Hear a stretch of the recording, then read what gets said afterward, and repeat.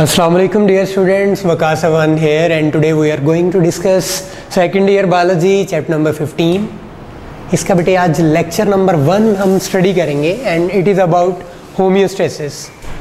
Homeostasis जैसा कि मैंने ब्रैकेटाइज किया, keeping the things in balance, चीज़ों को बैलेंस में रखना है, ना एक ख़ास लिमिट से ज़्यादा होने देना है ना कम होने देना है।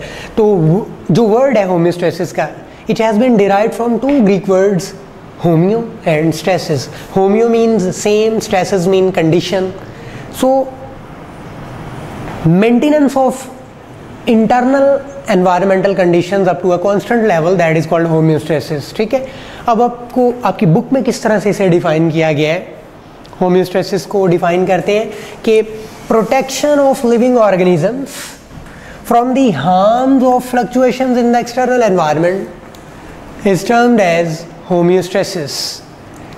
कि हमारा जो एक्सटर्नल एनवायरनमेंट है उसके अंदर बेटे चेंजेस आ रही हैं। Fluctuations means changes, fluctuations in the external environment.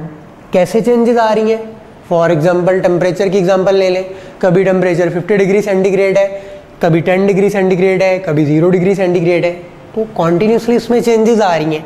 अब जब भी एनवायरमेंटल चेंजेस आती हैं तो बेटा उसका इफेक्ट हमारे लिविंग ऑर्गेनिजम्स की बॉडी पे होता है। फॉर एग्जांपल एकदम से जब सडन टेम्परेचर में चेंज आता है तो हमारे ऊपर कोई ना कोई इसका हार्मफुल इफेक्ट ज़रूर होता है।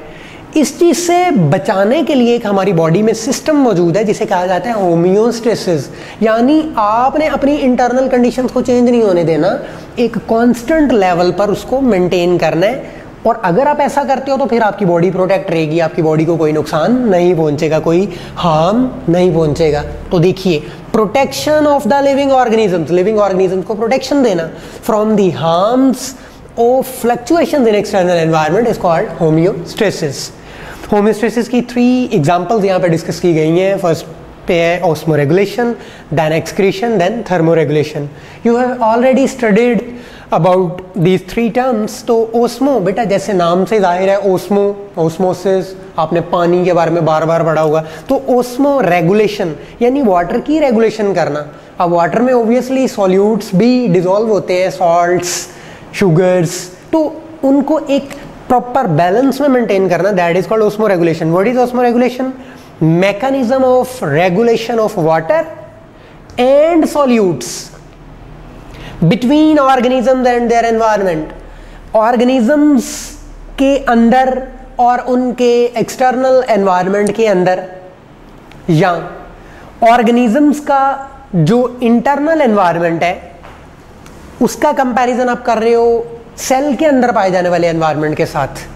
तो मैकेनिज्म, वो मैकेनिज्म जिसके ज़रिए हम क्या करते हैं, रेगुलेट करते हैं, रेगुलेशन करते हैं। मैकेनिज्म ऑफ रेगुलेशन, किस चीज़ की रेगुलेशन करनी है? वाटर की और सॉल्यूट्स की। So mechanism of regulation of water and solutes between organisms and their environment, it is called osmoregulation. For example, production of hypotonic and hypertonic urine depending upon the availability of water in the body. कि बेटे हमारी body में water की availability पे depend करता है। Sometime हम hypertonic urine करते हैं। हाइपरटोनिक ऐसा यूरिन जो पेल कलर का है, जिसमें पानी का कंटेंट बहुत ही कम है। या समटाइम हम हाइपोटोनिक यूरिन करते हैं जो बड़ा वाइटिश सा होता है, जिसमें लार्ज क्वांटिटी में वाटर मौजूद होता है। तो ये कैसे बनता है, कभी हाइपोटोनिक यूरिन कभी हाइपरटोनिक यूरिन, ये कैसे बन जाते हैं? ये बेटे हमारे अंदर एक सिस्टम मौजूद है जिस सिस्टम को पता चल जाता है कि अभी मुझे किस तरह का यूरिन बनाना चाहिए, क्या हाइपोटोनिक या हाइपरटोनिक। फॉर एग्जांपल, इसकी बेस्ट एग्जांपल क्या है? आप रोज़ा रखते हैं जब, तो रोज़ा रखने के दौरान आप बहुत ज़्यादा पानी पी लेते हो और आपकी कोशिश होती है कि बिल्कुल हलक तक पानी आ जाए, ठीक है, तो सारा दिन प्यास ना लगे। तो क्योंकि बॉडी के अंदर बहुत ज़्यादा पानी आ गया है, अब बॉडी में उस एक्स्ट्रा वाटर को बाहर निकालना है। बाहर निकालने का क्या तरीका है? यूरिन, पेशाब आता है, यूरिन के जरिए बार बार जब यूरिनेशन होगी तो पानी बाहर निकल जाएगा। अब जब आपने बहुत ज़्यादा पानी पी लिया था तो आपने नोट किया है, जो आपको फर्स्ट यूरिनेशन होती है रोज़ा रखने के बाद, फर्स्ट यूरिनेशन, सेकंड यूरिनेशन, वो लार्ज क्वांटिटी में यूरिन निकलता है बॉडी में से और वो बड़ा वाइटिश सा होता है।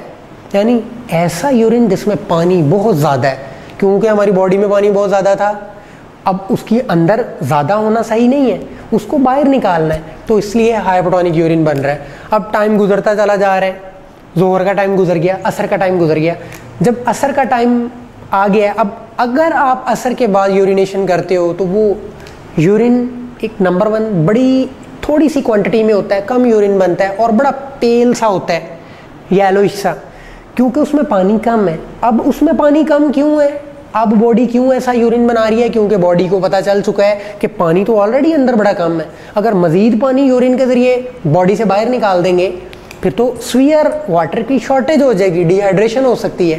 तो इस तरह से बेटे हम वाटर को और सॉल्यूट्स को बॉडी के अंदर रेगुलेट करते हैं, that is called osmo regulation.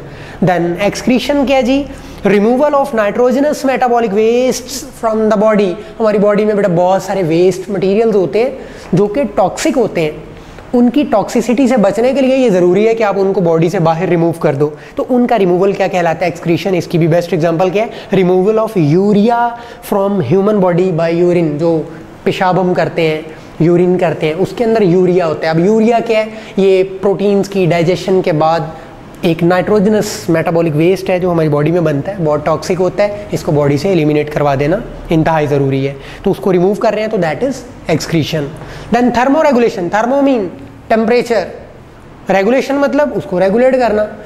भाई आपकी बॉडी का टेम्परेचर तो 37 पर रेगुलेट किया जाता है ना, बाहर का चाहे जो भी है, बाहर का 50 है, 10 है, what ever it may be, but your body temperature is maintained eight 37 degree Celsius, so that is called thermoregulation. Maintenance of internal body temperature, maintenance of internal body temperature within a tolerable range, that is called thermoregulation. For example, human body temperature is maintained at 37 degree centigrade despite changes in the temperature of the external environment. Any problem, any question, you can ask me. Assalamu alaikum.